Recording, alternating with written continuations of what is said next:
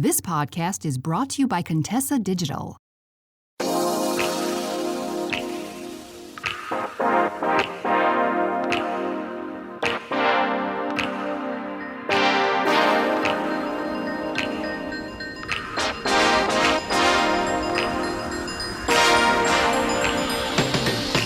Confession, when I was younger, I was not excited about the idea of marriage. And that may sound strange coming from a dating coach, but I always figured I would get married. My parents have been married at this point for 39 years, close to 40. So, I grew up in a two-parent household. I grew up surrounded by adults who were in marriages, who had been together for a long time. So, I always figured that marriage was just a regular part of life, that at some point I would get married too. But it always felt more like a checklist, finish high school, check, go to college, check, get a job, start your career, check, get married, check, have kids, check. That was how I treated it for so long until I reached a point in my 20s where I ended up dating a man who was the male version of me. And in that time, he held a mirror up to a lot of the things that I thought, a lot of the ways that I felt. And it helped me see that it wasn't that I didn't take marriage seriously or just wasn't passionate about it. It was more that I was afraid of the type of commitment that marriage entailed. And after having this relationship with him, I really understood a lot of what people talk about when they say that the people that you're attracted to or that are attracted to you are mirrors to who you are. And I want to explain that in this episode because I feel like when people hear that, they have a lot of misconceived notions about what that means. And I'm hoping that this will help you better understand it and also help you to attract better and be attracted to better. So welcome to Confidently Cherished. My name is Keshia Rice. I am a dating coach and hypnotherapist. I help ambitious women of faith learn how to heal from unhealthy relationship patterns and, use their discernment to find a healthy partner. And this whole idea of being a mirror to the people that you attract and that you're attracted to, people will often take that idea and run with it to mean that if you have been in a string of relationships that were unhealthy or that were toxic, or you dated more than one partner who was who didn't truly love you or didn't treat you well, that something is quote unquote wrong with you. And first of all, every single one of us has some baggage. We are all influenced by the things that happened to us, by the way in which we were raised, by society in general. So the idea that anyone is perfect or more perfect than you to the point that you should put them on a pedestal is trash, is complete cap. But also, this is not a matter of understanding what is quote unquote wrong with you. When we talk about other people being mirrors to us, it's about giving better insight into ourselves, because oftentimes when we try to look at ourselves, we are too close to the picture. This is one of the main things that therapists and coaches are here for, is having that person who, yes, they have tools to help you heal, and yes, they know how to ask the right questions and all of that, but also they hold you accountable and they also help you see your blind spots. So I completely recommend that you work with someone. It is my opinion that everybody should see a therapist or a coach. That's why I became a coach, and that's why I partner with BetterHelp. If you want therapy, I have the link to my show should have a code for you to get a discount if you want to see a therapist for the first time. But as much as I think therapists and coaches are important, it is also important that you learn how to do some of that self-reflection work for yourself. And part of that is, understanding what it means when people say that you're a mirror to what you attract and what you're attracted to. So when you are attracted to certain people, and yes, I do primarily mean romantic relationships here, but just note that all relationships are related. So this can also be the type of friends and other relationships that you find yourself attracted to. But the people that you're attracted to are a major reflection of the love that you have for yourself.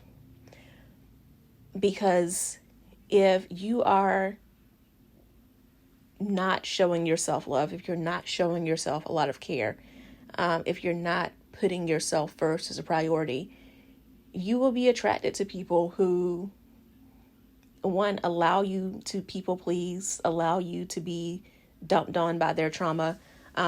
You will be attracted to people who are takers and create plenty of opportunities for you to give.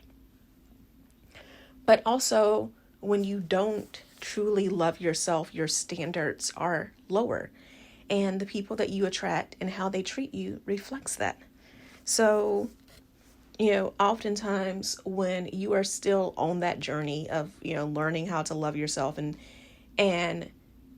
to treat yourself the way that you deserve to be treated, along that road comes some unhealthy relationships because you don't know what self-love looks like, so you don't know how someone loving you should look like.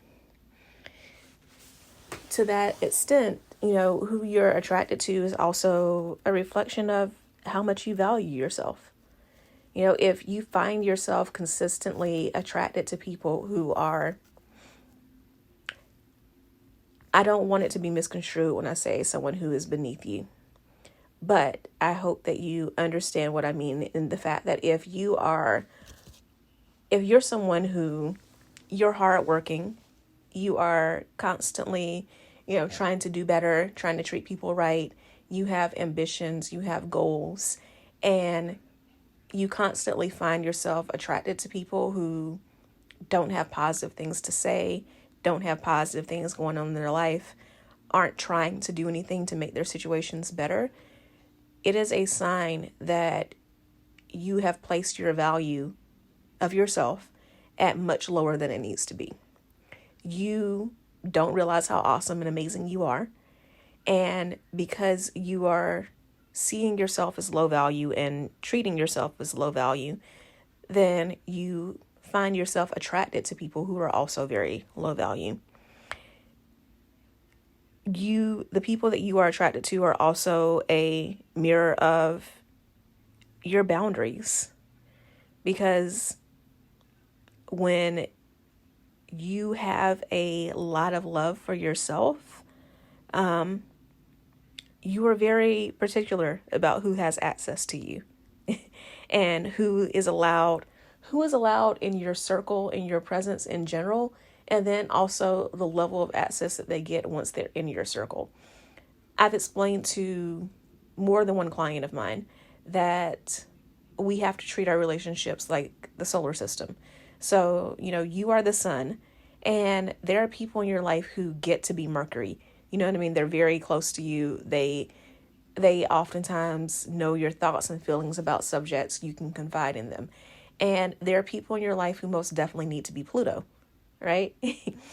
And the problem is when you have not done a lot of the healing work, it mirrors in the people that you are attracted to, because you allow everyone who comes into your circle to be Mercury without having done anything to earn that type of access to you. The people that you are attracted to are also their mirror to your struggles. So just like with the boundaries, if you have a hard time speaking up for yourself, you will find yourself oftentimes find yourself attracted to people who are very dominant. And that in itself is not a terrible thing.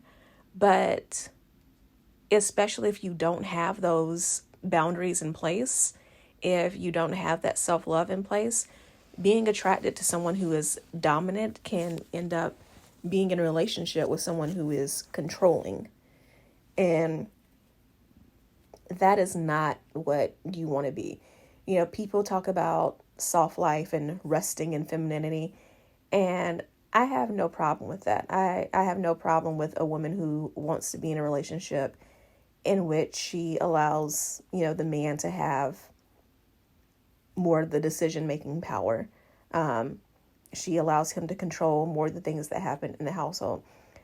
But there's a difference between gracefully giving up some of the decision-making and allowing someone else to handle things for you, and being in a relationship that is straight up controlling because you are afraid to make your own decisions or you are afraid to speak up.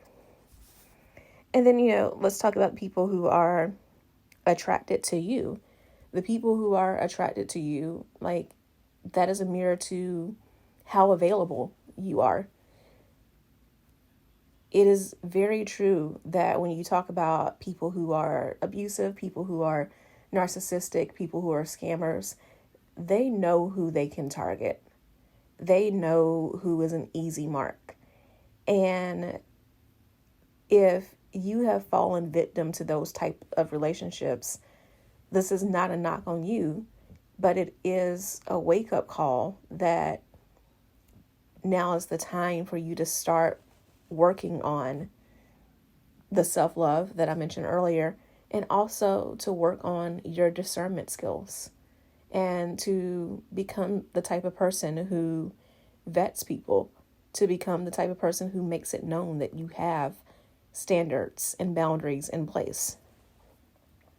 And the people who are attracted to you are also a mirror to how open you are of a person.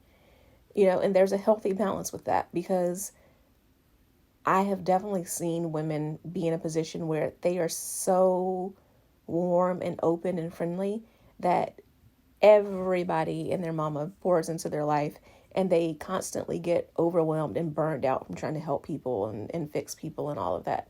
And I've also seen people who are so closed off and rigid. I've had a few clients like this who, when they came to me, they were saying that no one ever approached them. And I could pinpoint right away, like, of course, no one ever approaches you, because even right now in this moment, you are giving me closed off. Like, so I can only imagine if you and I have an established relationship, you're paying to work with me, and we've already had some conversations before you started paying to work with me, and I've done my best to create a safe space for you. I can only imagine how closed off you are to other people. The people who are attracted to you they're a mirror to your masculine and feminine energy. Healthy relationships all center around polarity. And in every relationship, there is someone who is more masculine and someone who is more feminine in the relationship, regardless of gender. This is one of my things that I sometimes hesitate about talking about masculine and feminine energy, because people automatically go male, female. And yes, I know they're called masculine and feminine energy, but at the same time, as women, we have both masculine energy and feminine energy. Men have both masculine energy and feminine energy. I've done previous episodes on those, so please go listen and learn about the differences. But to that point, if you are the type of person who shows up more masculine in your relationships, the people who are attracted to you are going to be more feminine in their essence, and vice versa. That also leads into like your ability to give and receive. If you are a major giver, you will attract people who are major takers. So when we talk about the giving and receiving, and when we talk about the masculine and feminine, it's a matter of finding that balance that works for you. So, I would never tell a woman who is open-hearted and giving to stop giving. But at the same time, you do have to learn how to, vet people. Make sure that the level of access that allows for giving is warranted and merited, and that you're not that open and that given to every single person you encounter.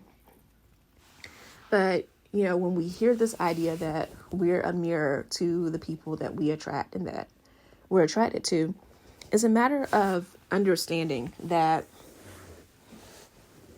when we look at the relationships that we have, they are often a light to the areas in which we need healing. So this is my homework assignment for you. I want you to take some time, and I want you to sit down and look at the 5 closest people to you. Even better if one of those is a romantic relationship, but if not, still the 5 closest people to you. And I want you to look at your relationships with those people. And I want you to look at things such as, what are things in that relationship that trigger you? For example, if you are triggered by people who test you time-wise. So, I don't like when people are late either, but occasionally I'm late. It happens. Life happens. So I try, if I'm meeting someone and they're running 5 or 10 minutes late, I try to give them grace because, traffic happens to me too. But if you find yourself in a situation where you get very angry, like irrationally angry, when someone is running a few minutes late, then, oftentimes this is something that has manifested out of childhood, feeling like your time wasn't important, feeling like you didn't matter as much. So oftentimes the things that make us particularly upset are rooted in things that we still haven't healed from. So I want you to look at these relationships. And, another way to do this would be to look at your past 5 romantic relationships, if you wanted to do that as well. But to look at these relationships, look at the ways in which these people sometimes trigger you and see if you can identify the root cause for that. And also look at how you are in the relationships and ask yourself, if an outsider was looking at my relationships, what would they learn about me as far as how I set boundaries, how much of a giver I am? Do I show up more in masculine energy or feminine energy? How open am I to new relationships, to meeting new people, and to also building deeper relationships with the people that are already in my life? So I want you to do that and take some time with it. Don't, actually, take out pen and paper and write this down and take some time with it. And let me know what you think. Let me know what your takeaways are. You can find me on YouTube, TikTok, and Instagram at Keshia Rice, Keshia Rice. But particularly on Instagram, screenshot this episode, post it in your stories with your takeaway, or send me a DM. Let me know how that exercise worked for you and what you learned about your relationships. I will talk to you later. Love you. Till the next episode. Bye. Hey there. So you made it all the way to the end of the episode, which means I have 2 things to say. 1, thank you so much. I truly appreciate it. And 2, you like me. You really like me.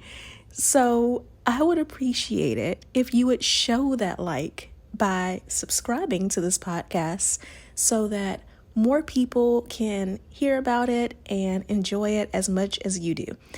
And if you want to know more about any of the links that I mentioned on this episode or any guests that I've had, be sure to go to KeshiaRice.com/links. That's KeshiaRice.com/links. I can't wait to talk to you again in the next episode. So see you then.